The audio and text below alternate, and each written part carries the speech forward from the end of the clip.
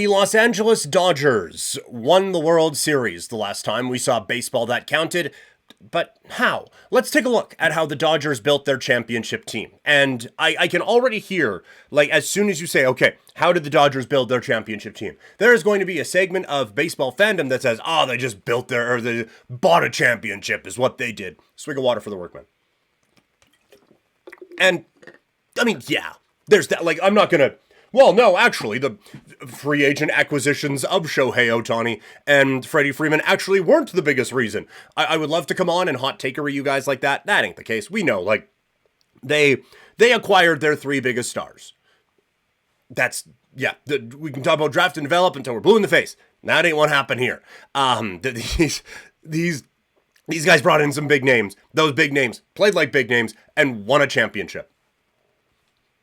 I'm not going to say segment over because I still think there's a couple things that we can learn. But let's run through it. Let's start with the fielders, batters, if you will, shall we? Shohei Ohtani rather famously signed a contract with them for a whole lot of money. A lot of it he's getting later. He wasn't on a flight to Toronto, and he signed with the LA Dodgers. And again, it went very well. Mookie Betts was acquired along with David Price for Jeter Downs, Alex Verdugo, and Connor Wong. And so I just wanted to see... Because this obviously feels like a one-sided trade. And so I want, okay, benefit of the doubt. Let's see what ended up coming of those guys. Well, Jeter Downs, I don't think is in baseball now, or at least not, Major League Baseball. Alex Verdugo, not with them anymore, but picked up 8.2 WAR along the way in his time with the Boston Red Sox. He got traded for a couple of guys who thus far have given Boston 1.2 WAR, and you have Connor Wong who has presented them with 4 WAR so far. So overall, what is that? 8.2, 1.2, that's 9.4, and then another 4 is 13.4 WAR. All right, that's not a disaster. I mean, over 4 years, that's, 3-ish a year. So how much has Mookie Betts done, though? 27.4. So it's as one-sided as we remember it being. The Red Sox got human beings out of it, and some of them played baseball, and that's great for them, but this was one-sided ass-kicking of a trade in just remarkable fashion. And also, and this doesn't have to just be a complete rehashing of the Mookie Betts trade, but the astronomical amount of dumbassery to throw in David Price in there to clear him off of the books so that you get less of a return for Mookie Betts. Real dumb. Hate that you did that. Really hate that you did, especially because now you didn't. I mean, Trevor Story.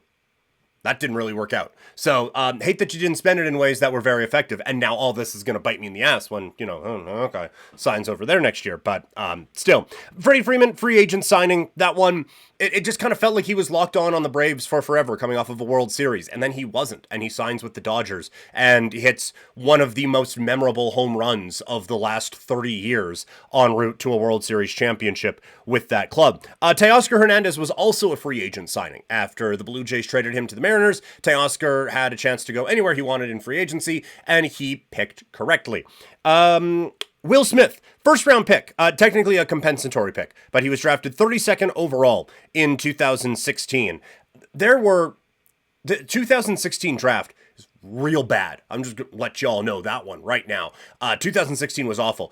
2 All-Stars have come out of that draft so far. Both of them were in the first round of that draft, sorry. Both of them were in the first, in the compensation part, and one of them was Will Smith. So the Dodgers, and this is a big part of a lot of why they are as good as they are.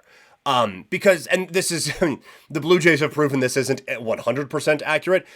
Anyone can just buy superstars. What these guys do, because like we've seen that forever, right? Everyone has tried to go out and, okay, this is our big free agent. This is our big signing. This is our big this. This is our big that. Everyone does that. What these guys did behind them was so impressive with Will Smith finding that gem late in the first round. And we'll get to a couple of others, but that's how you win. That's how you become this model franchise. Is, yeah, they spend more than God on a lot of things, but they also develop in a very effective way. And I don't think they get nearly enough credit for that. Miguel Rojas was a shortstop. They acquired him from Miami for Jacob Amaya, who was then traded for a pitcher. Just a quick note, Amaya turns actually okay out of the park baseball in some of the not most recent forms of that game, but a couple down the line. So if you ever replaying that one, that's a name to watch. Max Muncy, free agent signing in 2017. And so you think, because Max Muncy has been very good for the Dodgers, like, oh yeah, there it is, another free agent. No, they signed him before he was arbitration eligible. They signed, he made, in his first year with the Dodgers, he made $485,000. So this wasn't a big ticket guy that they got. This was a dude just cast away. They picked him up and turned him into a borderline superstar for this ball club. Gavin Lux is one of the misses. They've now traded him. I believe Cincinnati is where he is at now. But he was a first round pick, 20th overall in 2016. And that one, it hasn't clicked in the way that I think a lot of people thought it would. He just hasn't really found that extra gear that people thought he might have. He's been fine, but just didn't hit in the way that a few other Dodgers have hit along the way. Kike Hernandez was acquired from Boston for Justin Happerson, minor league pitcher, and Nick Robertson, who was then traded for Tyler O'Neill. So Boston gets a little bit out of it. O'Neill didn't turn out to be amazing out there, but there was interest in him in time anyway. And Kike turns into, again, one of the premier playoff performers and great personalities on that Los Angeles Dodgers team. You also have Andy Pages, the center fielder, signed in free agency in 2018. And last one here, Tommy Edman was acquired in a 3-team trade that also brought Michael Kopech over from the Chicago White Sox.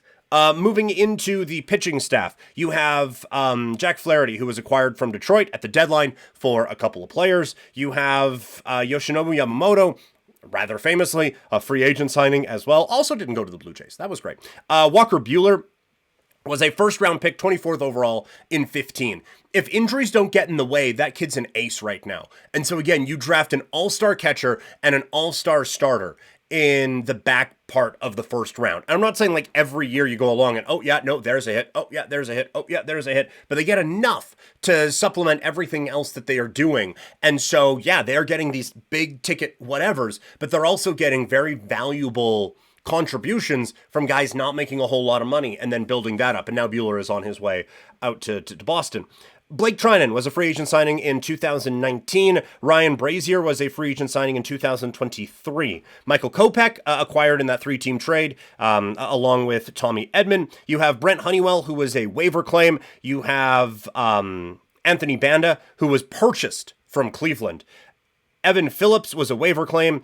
You have Ben Kasparins, who was a 5th-round pick in 2021. Daniel Hudson was a free agent signing in 2021. Alex Vesia was acquired for Dylan Floro. Floro ends up getting traded for Jorge Lopez. So when you see that, the Dodgers, maybe we could have gotten a little bit more out of that than a relief pitcher here, but them's the breaks on that one. So kind of rushed through a whole lot of that. And again, the big thing to take from the Dodgers is that it's kind of dope to have money. That's like, I don't want to oversimplify things, and it's not just that they bought a championship, but they did buy a championship.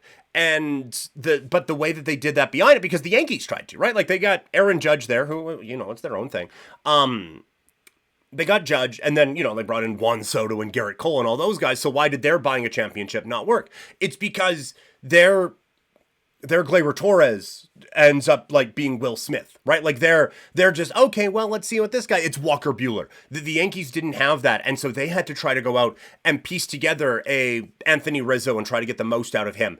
And he ends up making a catastrophic error at the end of the World Series. And DJ LeMahieu, who just can't produce anymore in the way that they need him to. And then they have to go out and kind of overpay for Alex Verdugo and have that kind of just black hole in your lineup. The Dodgers don't have that. It's not that it's 1 through 9 all-star, but because of their draft and developing, they did such a great job of kind of backfilling in a lot of those spots. So yeah, you can go out and have a bunch of money tied up in a few guys when Max Muncy's making $500K over there. And now he has grown from there. But then, okay, well, that guy has grown. Well, we just purchased one of our high leverage relievers from Cleveland. We got another guy who pitched in 5 playoff games who was a waiver claim. Like it's the small moves that they make that take them from great to championship. And it is is why when the Mets ownership change happened, that's why they were talking about we want to be the Dodgers of the East, because it is not just a team that spends a shitload of money,